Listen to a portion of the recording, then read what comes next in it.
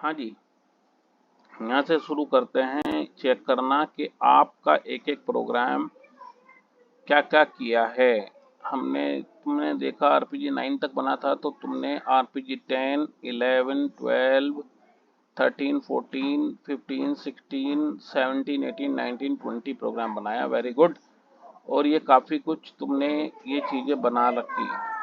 ठीक है, ये हमें पता है, ये सोर्स फिजिकल फाइल होती है। बार बार मैं बता रहा हूँ, ये जो है इनके ऑप्शन होते हैं, क्योंकि सोर्स में जो ऑपरेशन करने हैं ये काफ़ी कुछ तुमने किया है, टू एडिट किया है, और ये बाकी के ऑप्शंस होते हैं जो कि हम इन मेंबर्स सोर्स फिजिकल फाइल के जो आरपीजी टाइप के मेंबर है, आरपीजी टाइप का जो एडवांस वर्जन है, आरपीजी एलई टाइप के जो मेंबर हैं उनके सोर्स पड़े हुए हैं यहाँ पर। और ये फंक्शंस की हैं, ये फंक्शंस की हम अगर कुछ नया मेंबर बनाना है, आरपीजी प्रोग्राम बनाना है, तो F6 से बनाएंगे हम। ये सारी चीज़ें, बेसिक चीज़ें इसमें लिखी हुई हैं। Hope you already have idea on this. अब मैं जाके देखता हूँ कि भाई data structure to group field RPG 10 के अंदर जाके देखता हूँ कि तुमने क्या क्या किया है। तो तुमने क्या किया है इसमें, मैंने जाके F4 किया। डी स्पेसिफिकेशन है ये, देखो ये डी स्पेसिफिकेशन है। डी स्पेसिफिकेशन में तुमने एक डेटा स्ट्रक्चर का नाम दे दिया और यहाँ पे डीएस दे दिया, और बिल्कुल सही है, इसमें इतना ही करना होता है। फिर सेकंड रो के अंदर तुमने एक ईयर का नाम दे दिया, उसकी लेंथ डाली तुमने 4 कैरेक्टर की, 4 कैरेक्टर की। Very good. अब दूसरा एक फिलर दे दिया, जो 1 कैरेक्टर का फिलर है, लेकिन इसमें तुमने कांस्टेंट वैल्यू यहीं के यहीं पे इनिशियलाइज कर दी, डैश। तो ये प्रोग्राम में हमेशा ये डैश दिखेगा जब तक तुम इसके ऊपर अगर कोई रिप्लेस नहीं कर रहे हो। दूसरा एक वेरिएबल डिफाइन किया mm। तो एक तरह से अगर देखा जा रहा है कि प्रोग्रामर स्मार्ट है, उसने ऑलरेडी वेरिएबल के नाम वैसे ही दे दिए ताकि मुझे समझ में आए मैं एक डेट को डिजाइन कर रहा हूँ, यानी कि एक डेट का फॉर्मेट डिजाइन कर रहा हूँ जो कि YYYMMDD फॉर्मेट में होगा। ठीक है, यानी कि किस फॉर्मेट में होगा, YYMMDD के फॉर्मेट में होगा। तो यहाँ पे एक कमेंट करके भी तुम लिख सकते हो। ठीक है, थोड़ा सा और आसान बनाने के लिए इसका ये लिख सकते हो, data structure to to group a date field YYY dash MM dash DD format में। ठीक है, और तुमने कुछ नहीं किया इसके अंदर। देखो तुमने परसेंट कैर लिखा हुआ था, तो मैंने परसेंट कैर को मैंने न्यूमेरिक डाल दिया। मैंने ये कहा था कि अगर तुमने तो अभी ये कॉपी पेस्ट किया है, अगर मैं ये कहने लगा कि भाई तुमने एक YY कैरेक्टर टाइप में डिफाइन किया है, लेकिन 2012 तो एक न्यूमेरिक है, देखने से ही पता चल रहा है ये न्यूमेरिक है, क्योंकि कोई भी कैरेक्टर अगर डिफाइन करोगे तो कोट में डिफाइन करोगे कोई भी कैरेक्टर, लेकिन अगर कोट में नहीं डिफाइन है तो वो न्यूमेरिक है। तो तू एक न्यूमेरिक को एक कैरेक्टर में डालने की कोशिश कर रहा है जो कि 4A का फील्ड है, तो ये एक एरर थ्रो करेगा। चलो आके देख लेते हैं। सिंटेक्स सिंटेक्स को पता नहीं है, वो सिंटेक्स के पॉइंट ऑफ व्यू से वो सही लिखा है। सिंटेक्स तो ये कह रहा है कि ये स्टेटमेंट सही है। सिंटेक्स को तो तब प्रॉब्लम होगी जब तुम कुछ इस तरह की चीज लिखोगे जो रेंज से बाहर होगी, यानी कि यहाँ पे जाके देखोगे कि रेंज से कुछ बाहर है और कुछ गड़बड़ चीज है जो कि यानी कि स्पेस के साथ तुमने दे दी, ना इसमें कोट लगाया ना कुछ लगाया, तो तुम सिंटेक्स का एरर दे रहे हो। तो सिंटेक्स क्या कह रहा है, सिंटेक्स पॉइंट ऑफ व्यू से ये बिल्कुल सही है। अगर ईवेल को मैं ईवेल टी कर दूंगा तो सिंटेक्स का एरर आ जाएगा, वो कहेगा कि ईवेल टी कोई ऑप कोड है ही नहीं। तो उसने ईवेल, अब तो सिंटेक्स लेवल एरर सारी खत्म हो गई है। लेकिन कंपाइलर समझेगा कि भैया वाई वाई डिफाइन है कैरेक्टर में और तुम उसके अंदर डाले हो 2012, तो वो एरर डिफाइन करेगा। अच्छा, जब हम देखना चाह रहे हैं कि भैया ये कोई एरर दिखाएगा या नहीं दिखाएगा, लेट्स चेक कि ये एरर दिखा रहा है या नहीं दिखा रहा है।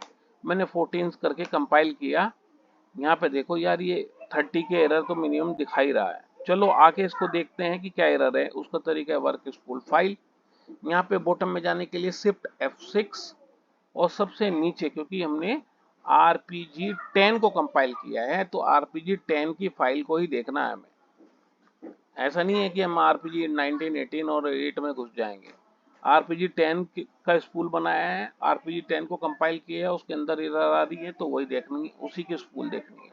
आगे स्पूल के अंदर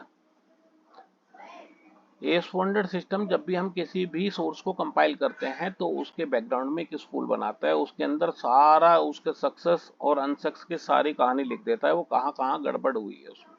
बॉटम आए, सबसे नीचे आए, यहाँ पे देखा कि हाँ भाई इंफॉर्मेशन टाइप की इंफॉर्मेशन 00 लेवल पे है तो इसकी कोई ज़्यादा वैल्यू है नहीं, इसने 2 इंफॉर्मेशन दी है।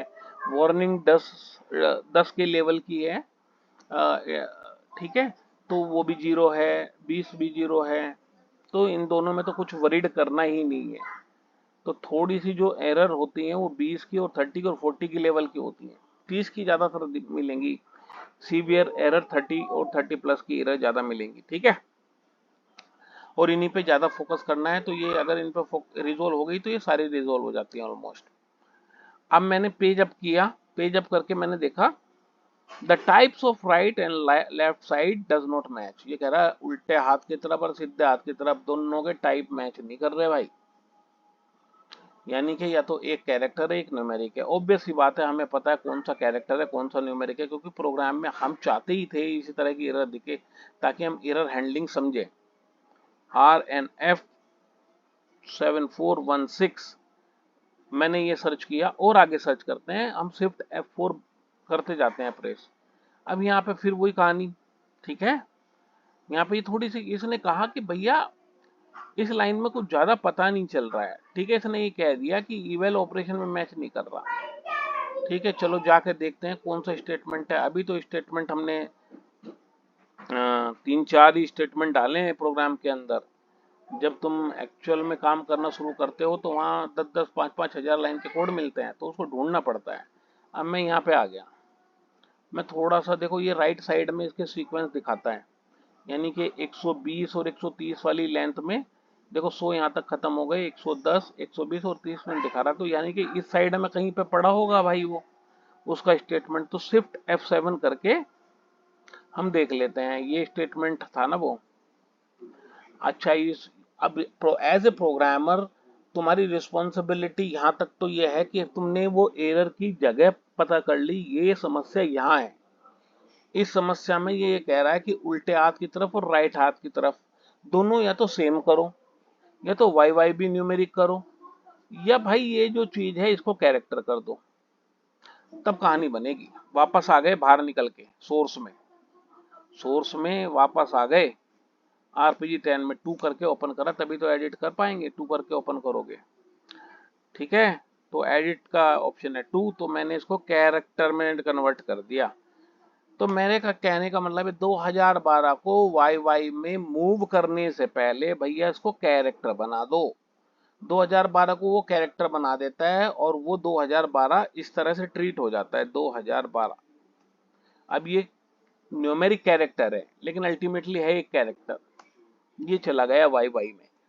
अब ये इसको एक्सेप्ट कर लेगा भाई। एमएम और डीडी ऑलरेडी तुमने कैरेक्टर में कर रखे हैं और बहुत बढ़िया किया है, ये इसके अंदर कैरेक्टर में कर दिए हैं, ठीक है भाई। देखो ये जो बीच की पोजीशन है ये फिक्स है, इसमें तुमने कुछ नहीं करा। फिलर 1 के साथ कोई छेड़छाड़ नहीं की, फिलर 2 के साथ छेड़छाड़ नहीं की, तो ये क्या कह रहा है, 4 तो मैं ऐसे छापूंगा 2012, फिर उसके बाद में ये डैश छापूंगा, फिर मैं 2A वाला ये 10 छापूंगा, फिर मैं ये जो है फ्री डैश छापूंगा 1A वाला, फिर मैं इसके अंदर 15 को मूव करूंगा डीडी में, तो टोटल ये डेट बन जाएगी 2012, 10 और 15। और ये है सबको सबकी अलग अलग, लेकिन ये सब इसी फैमिली के मेंबर हैं। तो पिताजी जो हैं इनके ओपीएन है, ये सब फील्ड्स हैं इनकी। सब फील्ड्स में वैल्यू डालोगे तो ओपीएन को तुम डिस्प्ले करोगे, देखोगे तो यहाँ पे देखो तुमने सीधा डिस्प्ले ओपीएन कर रखा है, तो इसका मतलब है ओपीएन को डिस्प्ले करोगे तो जो इनके अंदर पड़ा हुआ है अब वो सारा इकट्ठा दिख जाएगा। चलो देख लेते हैं कॉल करके। कंपाइल करके बिल्कुल सक्सेसफुली कंपाइल हो गया। डेबग में जाते नहीं है, इसलिए हम डेबग का व्यू डाला नहीं है। मैंने सीधा कॉल करना है, टाइम बिना वेस्ट किए। बिल्कुल सही उत्तर आ गया, ओपीएन को उसने दिखा दिया। तो ये हुआ हमारा डेटा स्ट्रक्चर का पहला प्रोग्राम। Very good. अब दूसरा प्रोग्राम में चलते हैं, आरपीजी 11 में। अच्छा भाई, आरपीजी 11 के अंदर जो है, यहाँ पे देखो क्या लिखा हुआ है। ये क्या कह रहा है, इसका मतलब है जहाँ पे EXT नेम, पहले देखो F4 करो। अभी तक ई की जगह पर जहाँ पे ये ई लिखा हुआ था, यहाँ पे कुछ हमने स्पेशली डिफाइन नहीं किया था इस पोजीशन पे, तो पहली बार सीख रहे हैं। F1 करा, ब्लैंक छोड़ोगे तो क्या बोलेगा, ये कोई भैया एक्सटर्नली डिस्क्राइब डेटा स्ट्रक्चर नहीं है, नोट। लेकिन ई करोगे तो ये एक्सटर्नली डिस्क्राइब डेटा स्ट्रक्चर है। अब ये क्या चीज है भाई, externally describe data structure? Normal data structure तो सुना था, ये एक्सटर्नली डिस्क्राइब डेटा स्ट्रक्चर क्या है? एक्सटर्नली डिस्क्राइब डेटा स्ट्रक्चर यानी कि तुमने यहाँ पे कहीं पे भी किसी भी डेटा स्ट्रक्चर की फील्ड डिफाइन नहीं करी प्रोग्राम में। देखो इस प्रोग्राम में तुमने इसकी सब फील्ड डिफाइन करी थी, यहाँ पे वाई फिलर वन एम वो, ये सब डीएस के पार्ट थे, ये सब डेटा स्ट्रक्चर के पार्ट थे। तुमने यहाँ पे देखो कहीं पे स्टैंड अलोन तो नहीं लिखा, यहाँ पे कहीं एस करके स्टैंड अलोन वेरिएबल नहीं लिखा ना। इसलिए नहीं लिखा क्योंकि भाई ये सब इसके सब फील्ड हैं, इसके चाइल्ड हैं। तो यानी कि ये ओपन है, इसके अंदर इसके चाइल्ड के अंदर वैल्यू डालोगे, अल्टीमेटली ये इसके अंदर रिप्रेजेंट हो ही जाएगा। तो एक घर है, उस घर के अंदर एक रूम एक रूम एक रूम एक रूम जो भी कुछ तुम डालोगे तो वो घर में रिप्रेजेंट हो जाएगा।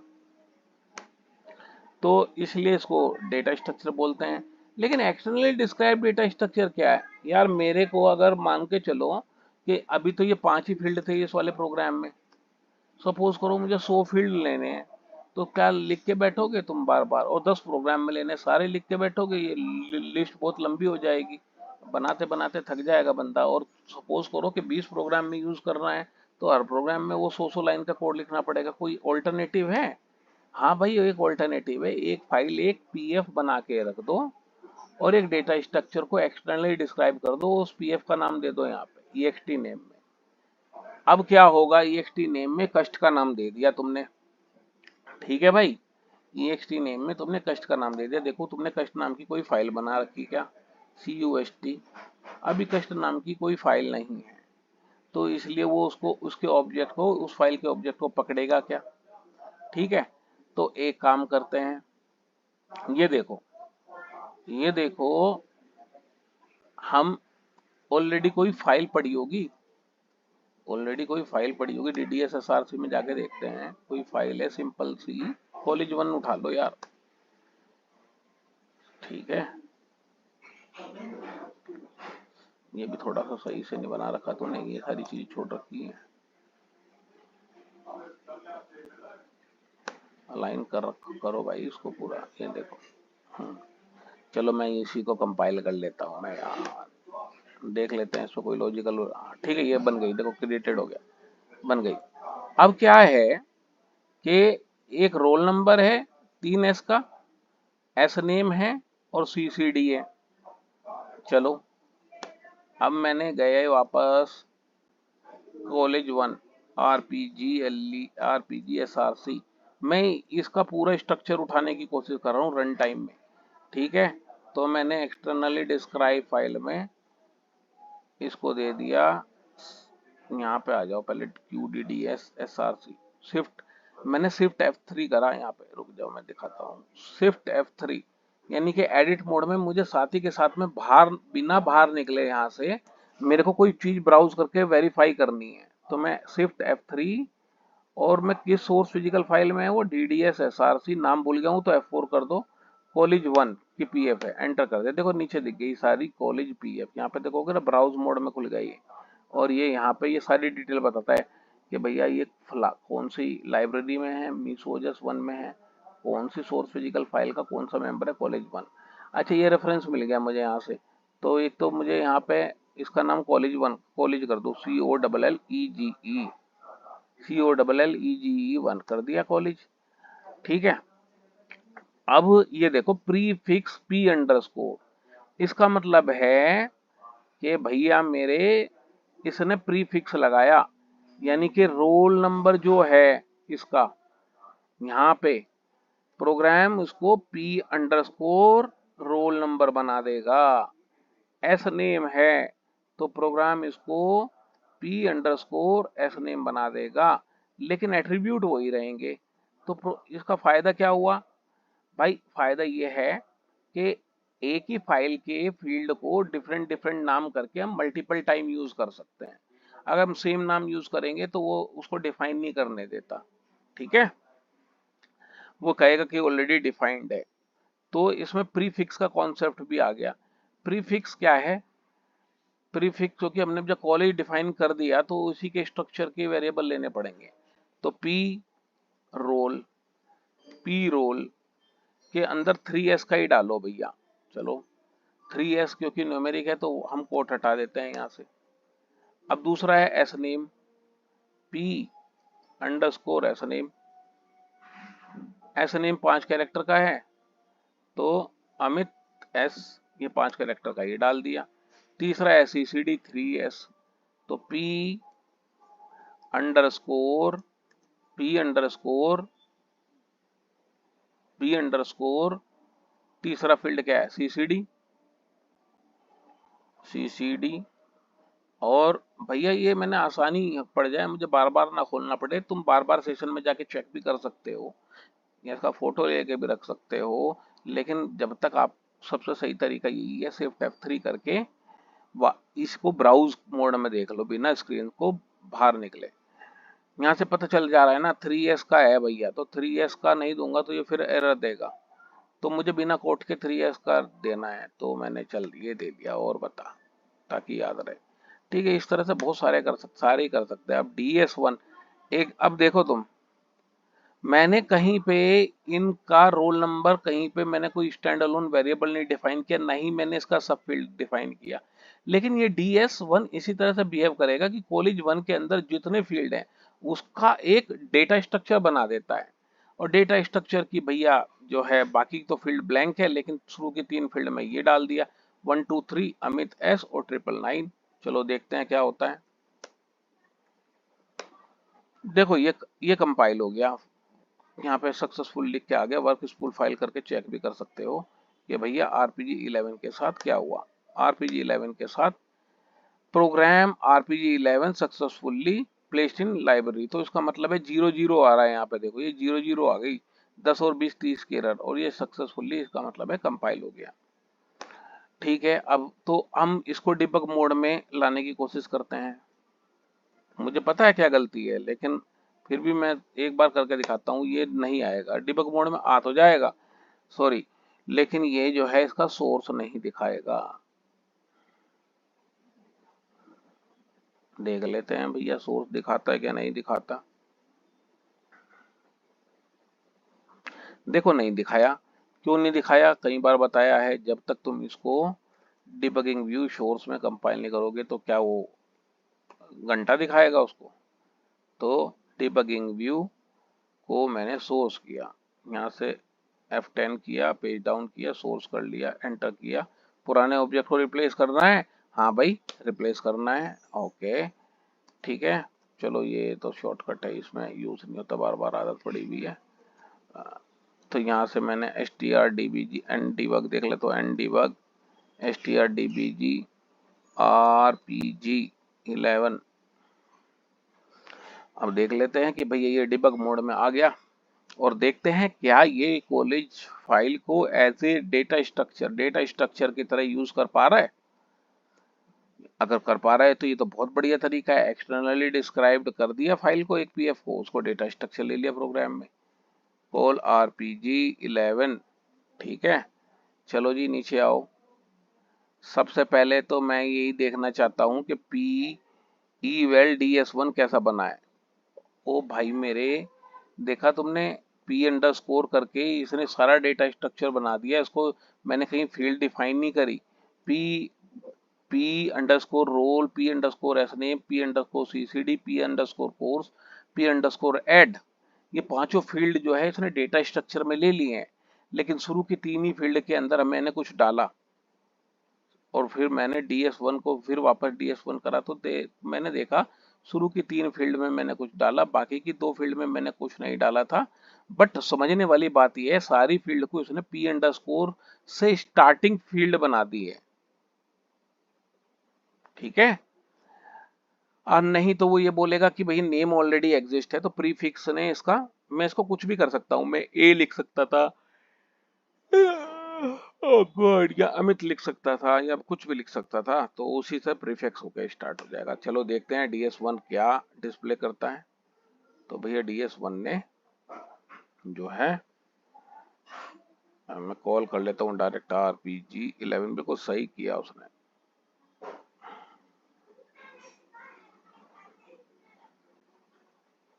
यहाँ पे आ गए, मैंने इसको बिल्कुल सही दिखा रहा है वो। चलो मैं थोड़ा सा इसको बिना डिबग मोड में ले जाके दिखा देता हूँ। 12 1 2 3 अमित और जुड़ा हुआ 999 है। यहाँ पे कोई डैश वैश कुछ नहीं लगाया था हमने, तो डेटा स्ट्रक्चर ने इसको सही स्टोर कर दिया इस इंफॉर्मेशन को। लेकिन अब तुमने देखा कि ये डेटा स्ट्रक्चर जो है multi externally describe data structure है। ये खास बात है इसके अंदर के, इसके अंदर मुझे कहीं पे भी फील्ड डिफाइन नहीं करनी पड़ रही, और ये कॉलेज 1 की जितनी भी फील्ड डिफाइंड थी वो बफर में लेके आता है, उनको उनका प्रीफिक्स P अंडरस्कोर करता है और एक नए 5 वेरिएबल बना देता है, P underscore roll, P underscore surname, P underscore CCD और 2 और फील्ड हैं, P अंडरस्कोर करके वो बना देता है। शुरू की 3 फील्ड में मैंने कुछ डाल दिया और वही उसने दिखा दिया, बाकी की 2 फील्ड में ब्लैंक था, उसने उसमें कुछ दिखाया नहीं, ना ही उसमें उसने कुछ पास किया, तो ब्लैंक ही एज इट इज रह गए। तो ये है एक्सटर्नली डिस्क्राइब डेटा स्ट्रक्चर, जहाँ पे हम जो है सब फील्ड्स जो है डेटा स्ट्रक्चर के प्रोग्राम में ना डिफाइन करके किसी फिजिकल फाइल में डिफाइन कर देते हैं, या कोई बनी बनाई फिजिकल फाइल हो उसको मैं रेफरेंस में लेके आ सकता हूँ। तो ये आसान तरीका है। सपोज करो कि एक फाइल है, उसमें 10,000 फील्ड है, सॉरी 5,000 फील्ड है, 2,000 फील्ड है, तो सबको लिखने थोड़े बैठोगे, उसका रेफरेंस दे दो बस यहाँ पे एक्सटर्नली नेम, और जिस जिस फील्ड में वैल्यू डालनी है वो वाली फील्ड में वैल्यू डालो। डालने के बाद जो है तुम चेक कर सकते हो कि डेटा स्ट्रक्चर कैसे काम कर रहा है। Externally describe data structure RPG11 हो गया। RPG12 पे गए, अब RPG12 पे गए, यहाँ पे पहले देख लेते सिंटैक्स एरर है या नहीं, तो मैं F4 करता हूँ और हर एक फाइल प्रोग्राम को कहता हूँ बहुत बढ़िया है यार, बहुत बढ़िया, कोई इश्यू नहीं है, ठीक है। क्या हो गया, नींद आ रही के बीच में। अब आ गए यहाँ पे नया कॉन्सेप्ट। मैं एक बार F4 करके चेक कर लेता हूँ कहीं पर हाईलाइट तो नहीं है पूरे प्रोग्राम में, सब कुछ सिंटैक्सली सही है, बिल्कुल सब कुछ सिंटैक्सली सही है। और ये प्रोग्राम क्या कर रहा है, ये प्रोग्राम एक नॉर्मल डेटा स्ट्रक्चर बना रहा है, जो कि कह रहा है कि फील्ड वन 1 से शुरू है और 5 कदम तक है, 1 से शुरू है और 5वीं पोजीशन तक है। फिर दूसरा जो है 6 से शुरू है, 10वीं पोजीशन तक खत्म है। दूसरा सब फील्ड बोलेंगे इसको, और X N 2 stand alone field है, दोनों की इनिशियलाइजेशन वैल्यू 1 है, तो शुरुआती में इन दोनों की वैल्यू हो गई 1, तो बिल्कुल सही है। एक्स की क्योंकि वैल्यू 1 है तो ये 5 बार लूप चला रहा है 1 से लेकर 5 तक, तो एक्स की वैल्यू क्योंकि 1 है तो यहाँ पे ऑकर लिखा है। अब ऑकरेंस क्या है, ऑकरेंस क्या है कि भैया मेरा, एक इस तरह से समझो इसको, इस तरह से समझो वर्ड में, आ जा भैया आ जा, इस तरह से समझो उसको, इंसर्ट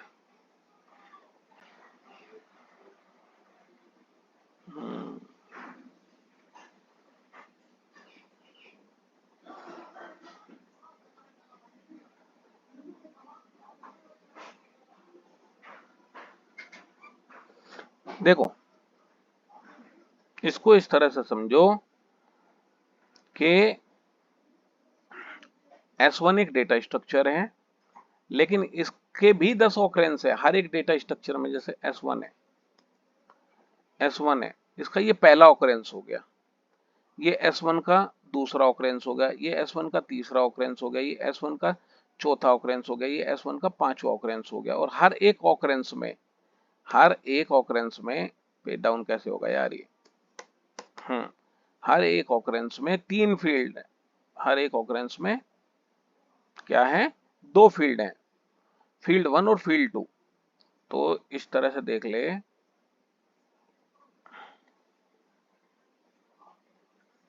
हर एक ऑकरेंस में फील्ड 1 और फील्ड 2 है, FLD 01 और FLD 002। इस तरह से हर एक ऑकरेंस में अप टू 10 ऑकरेंस में ये फील्ड है भाई, ठीक है, एंड सो ऑन। ये फील्ड है, फील्ड 1 और फील्ड 2।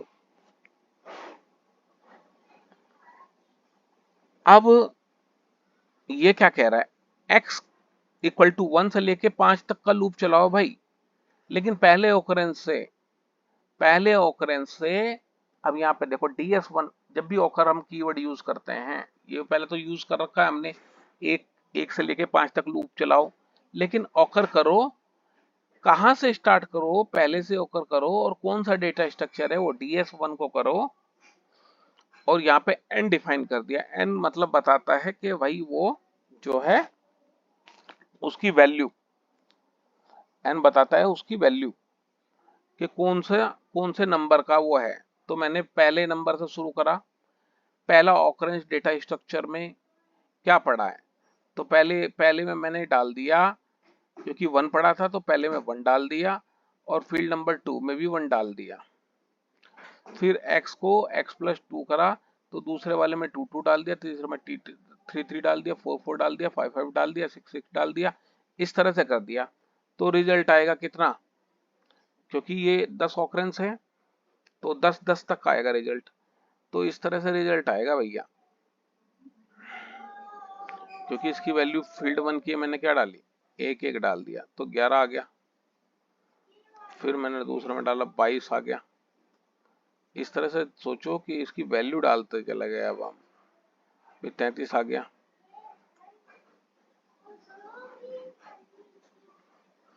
ठीक है, इस तरह से इसको मैंने डिस्प्ले करना शुरू कर दिया, DS1 डिस्प्ले करेगा तो भाई वो एक साथ 11 दिखाएगा, फिर 22 दिखाएगा, फिर 33 दिखाएगा, फिर 44 दिखाएगा, फिर 55 दिखाएगा, फिर 66 दिखाएगा, और फिर ये साथ साथ में काउंटर भी दिखा रहा है। तो आके देख लेते हैं भैया क्या देता है RPG12।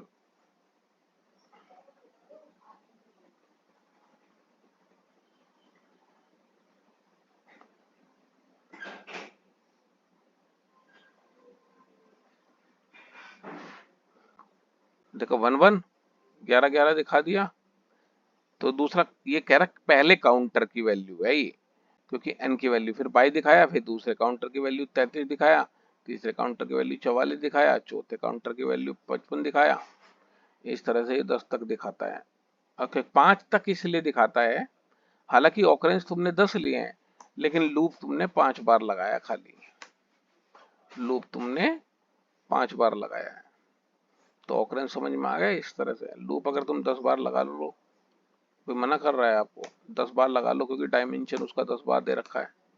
और अब रिजल्ट देख लो, चाहे 10 तक जाएगा। अरे क्या कर रहा हूँ मैं, कौन सा उठा दिया, पुराना प्रोग्राम कॉल कर दिया यार, ignore this one, multiple RPG12 है, कॉल RPG12।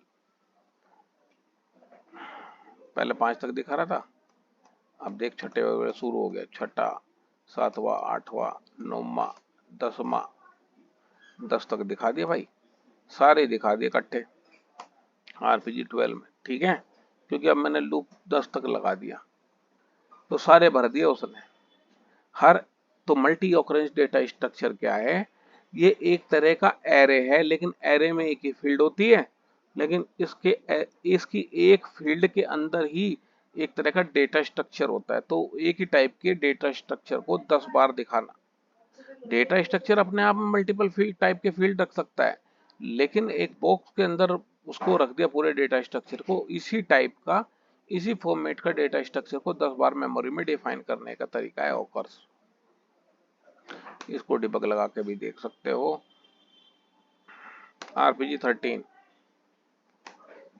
RPG13 देखो, RPG13 थोड़ा सा जल्दी सीख रहे हो, बट जब तुम आ ही गए हो और तुम्हारे पास नॉलेज है ही, तो मैं तुम्हें बताता हूँ RPG13 अभी बताता हूँ।